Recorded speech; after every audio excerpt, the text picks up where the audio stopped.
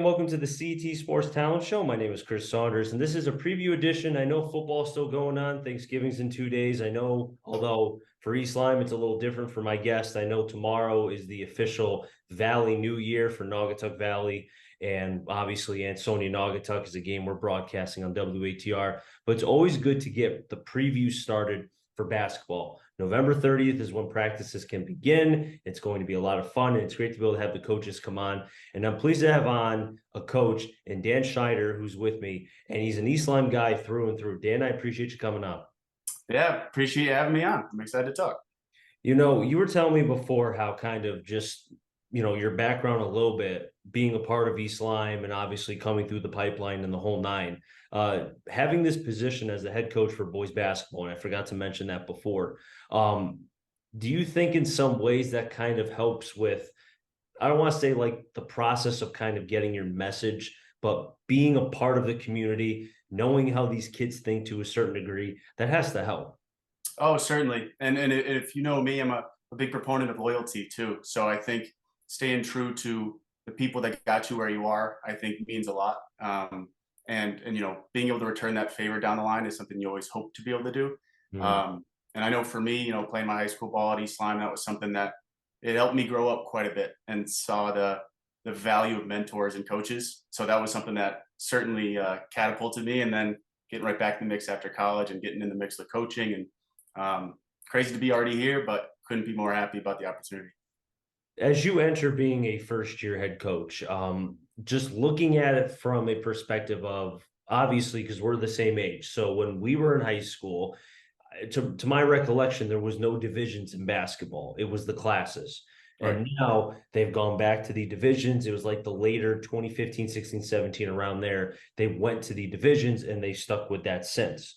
So when you look at it from that perspective, last year, the team was 6-14. You guys are in Division 3, at least last year. You can help me out with where you guys are this year, but always competitive as far as with East Lyme. Talk to me about that. Yeah, I mean, obviously, you kind of let divisions settle where they go. I mean, you can control what you can control in that regard. And I think based on the kind of talent we had in the gym last year, um, I think everyone close to home would say we underperformed, and I think that's one of those things that you get one run at these things, And so I'm a big believer in Mhm. the things that are rather than the things that should be, And so we learned a lot from that. I know from a coaching perspective, and obviously trying to communicate with players and do the best you can for moving forward. Because once again, I'm a solution oriented guy, so rather than playing the what if game too much about where things could have been and should have been. I Mhm. think it's about what's the next best thing you can do and best next step to take. And for me, and trying to get these players ready to go, it's a mentality, embracing a good process, and then let's see who can prove wrong.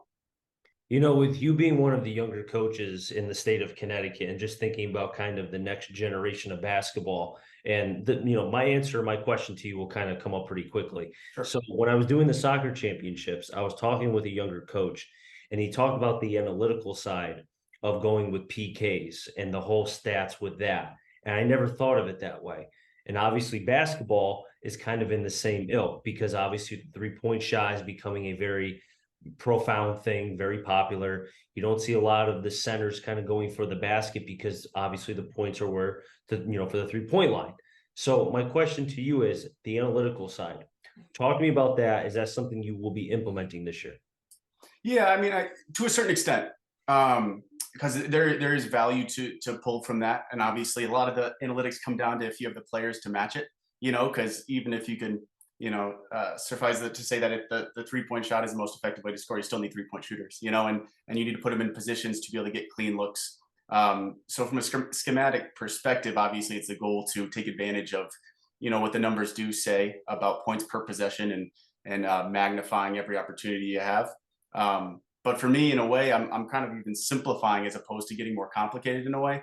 I Mhm. think getting back to the roots of hard nosed defense, competing on every single play, drawing opposing teams into games that maybe they don't want to play.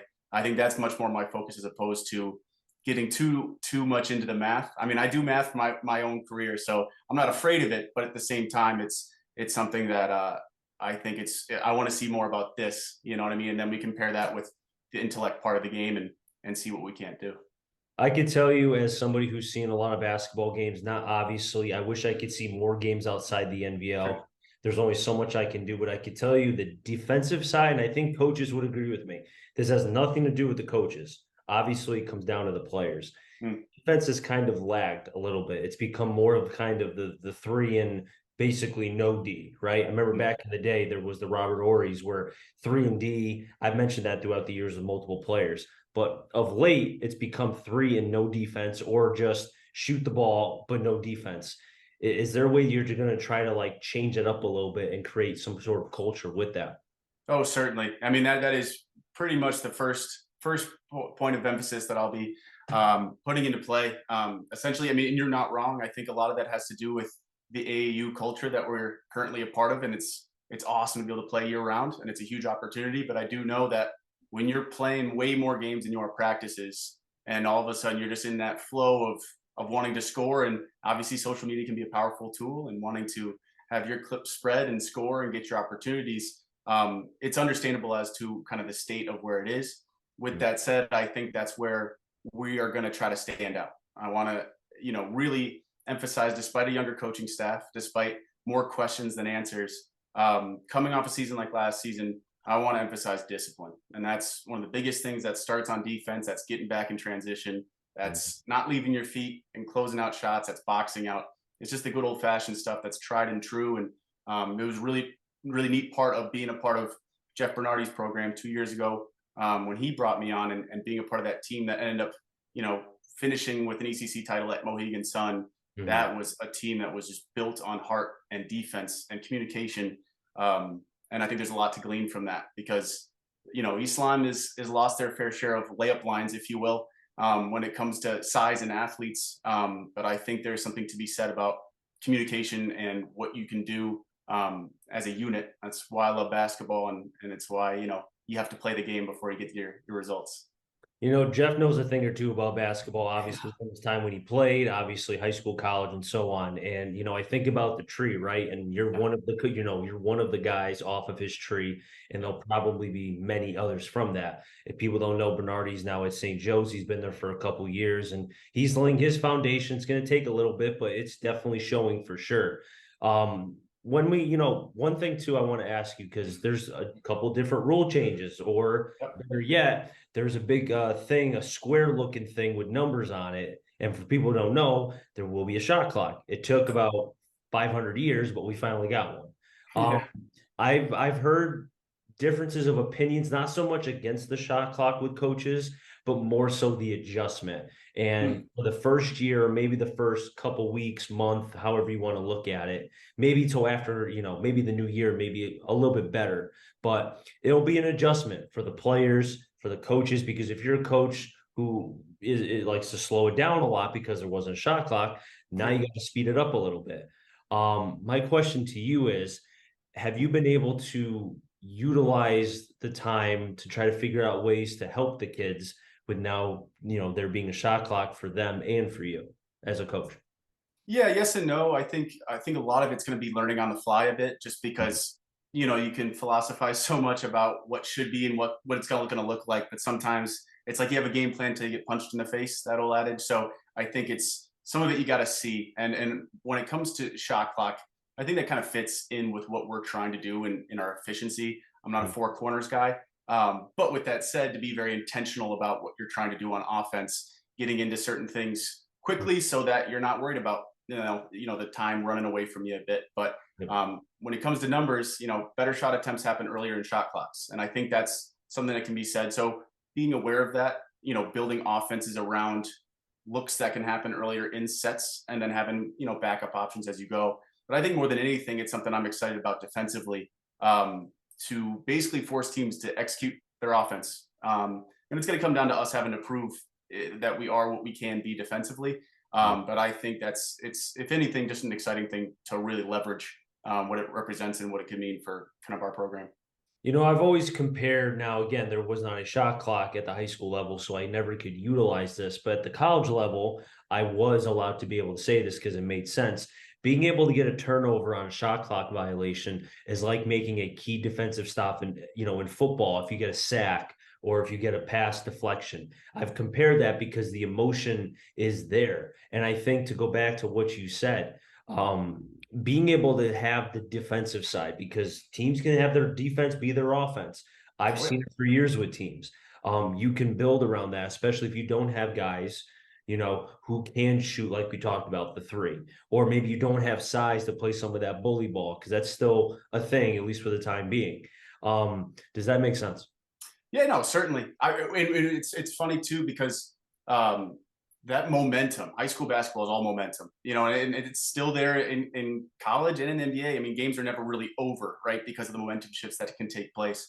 But high school, especially, it is a very, very important thing. And if you get the air sucked out of you before you can get a chance at, bringing that momentum back, throwing your own punches, that can be a death sentence for you. So I think no question about it. Getting those stops can breathe life into your not only your team but the crowd, and vice versa. You can take crowds out of it by just wearing on teams. And once again, it's being able to play the clean, pretty looking basketball, but also embracing the uglier games. And please don't hear it as I'm not believing in my guys. I think we have as good of basketball players as I've seen. But my thing too is just understanding dictating tempo and dictating things and not playing other people's games. That's my biggest thing. So I think there's a path to us being very efficient, good shooting basketball team. It's no lie, we don't have 7-footers running left and right, but we got a little bit of size and ton of belief in our guys. But once again, I think part of having an identity is a huge strength for a program.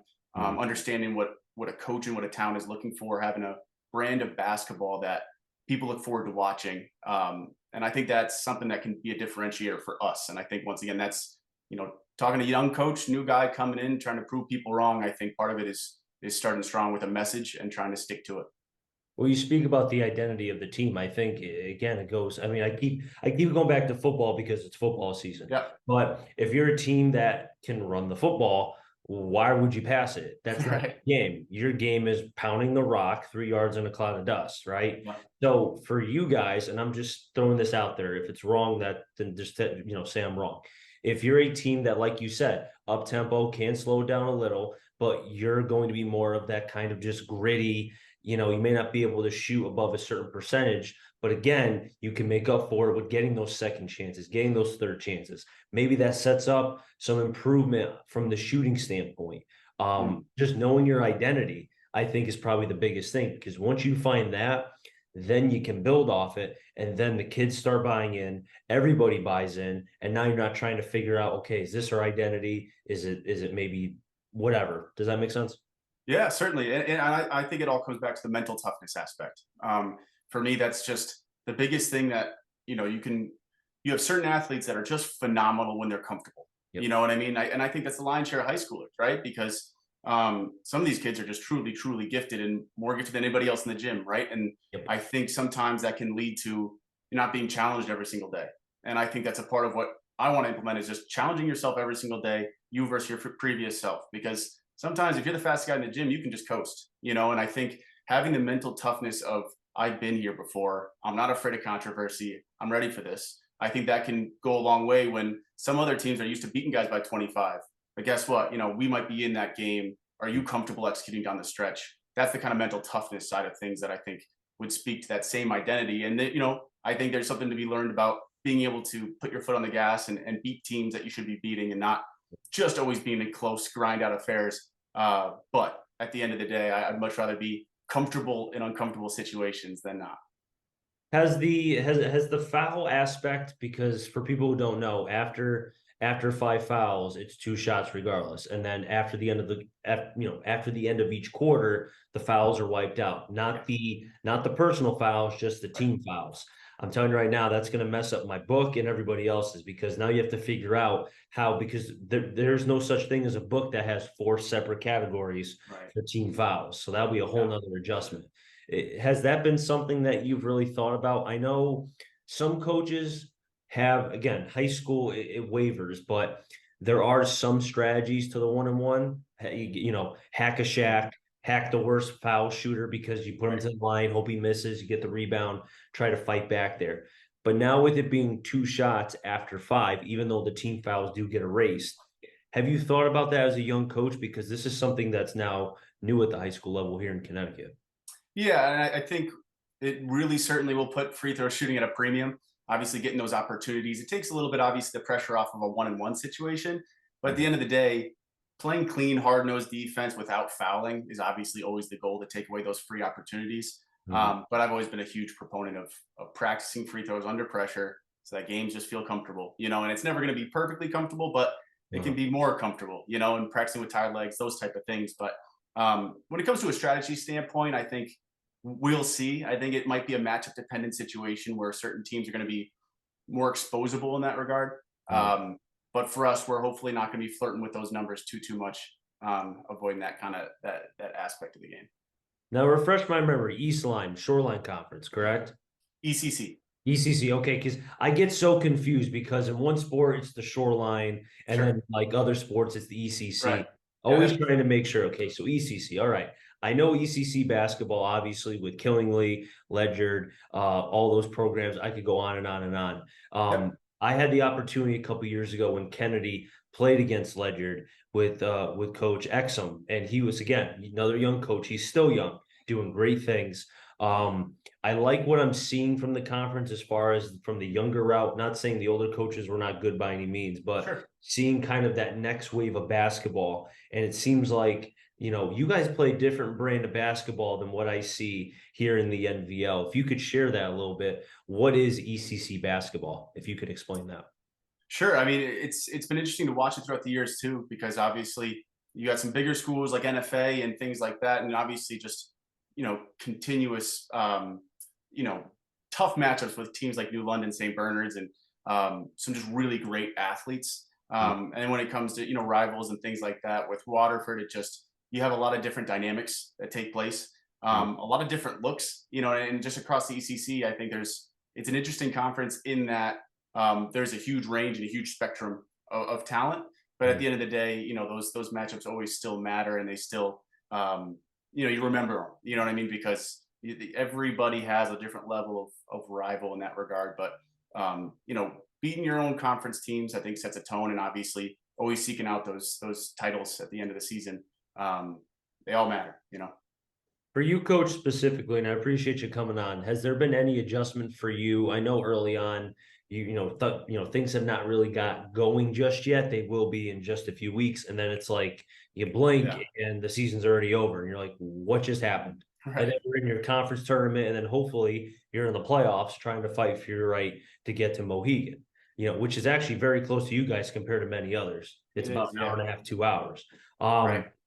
What are what are some of the things that you've been trying to be able to work on as a coach now being in your first year? If you can share that. Certainly. I mean, it's seemingly endless the number of things that I could be taking on. I Mhm. think part of what I'm hoping to do in a first year, first of all, is understand my identity. If I'm going to ask these kids to be something consistently, I have to be a poster of that as well. And I think part of that comes with some of those key words that I find so impactful. But it's high accountability, it's composure, Mhm. and leading by example, right? So I think when it comes to those things, you prepare, you scheme, you understand the kind of players you're up against. Mhm. I've known this senior class. I was a part of coaching their travel team all the way going back to sixth grade. So I Wow. know these kids. I know some of the athletes that we've been playing forever, Mhm. and basically just trying to best put these kids in particular in a position to succeed. So obviously, different schemes, offensively, defensively, fit different players better, and I think good coaches will adapt that year over year. Um, but my primary goal is making sure that our returning guys who have really not had continuity. I think that's been a huge point of why I went after this with such an intensity, if you will, was knowing that COVID years, new coach kind of a situation is Mhm. very hard for high schoolers that have put their heart and soul into every given season they're playing in, and now I gotta. What does this new coach want? What is he prioritizing? What is he focusing on? And I think what I'm going to be able to provide these kids is a little bit of comfort in that they know me, I know them, but now let's work towards something together. And I think part of that is striving to be comfortable when we're uncomfortable. And so obviously focusing on the kids is a huge emphasis point for me, making sure we're a process oriented team. Yes, have the schemes, be really good at certain things, Mhm. but discipline is good at what it's coming back to. And I think sometimes you can make it too complicated at times, because sometimes create this huge game plan, and then 2 minutes into practice, maybe I got to do something totally different, and being able to adapt is huge. So understand the players coming in is really, really important. Looking forward to hopefully being wrong about a couple guys that I didn't expect to be a part of the program might be in, and just having that clean slate ready to go, but also be locked and loaded with practice plans, game plans, and ideas to put these kids in positions to succeed.